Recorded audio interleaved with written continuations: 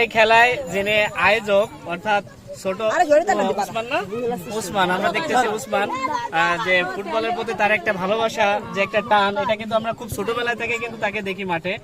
আজকে যাই হোক একটু বড় হয়েছে দেখতেছি কিন্তু ও খুব ছোটবেলা থেকে আমরা কিন্তু মাঠে দেখি এবং আমাদের ভান্ডারখোলা মাঠের কিন্তু একটা ঐতিহ্য আছে যারা কিন্তু খুব হাঁটতে পারে না ছোটবেলা থেকেই কিন্তু ফুটবলে একটা লাথি দিয়ে খেলাটাকে কিন্তু তারা এনজয় করে এবং তোমরা এই যে মাঠে আসছো এগুলো কিন্তু দেখে ভালো লাগতেছে।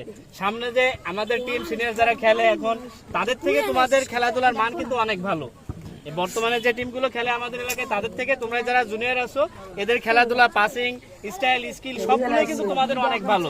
তো আমি চাইবো তোমরা এই খেলাধুলার ভিতরে লেখাপড়ার পাশাপাশি এই খেলাধুলার ভিতরে মনোনিবেশ করবা, এটা সবসময় চাইবো। তবে আরেকটা অনুরোধ থাকবে, মোবাইল ফোনের আসক্ত এবং মাদক এই দুটো জিনিস কিন্তু তোমাদের পরিহার করতে হবে।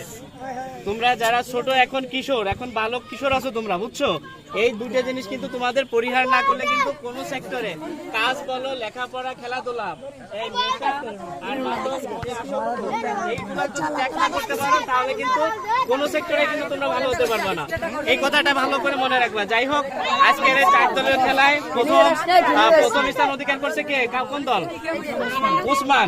আচ্ছা তাহলে আমরা উসমানের হাতে আজকের এই প্রথম পুরস্কারটা তুলে দেবো। একটু ওই সাদাটা চাপ দিও, ছবি হবে না।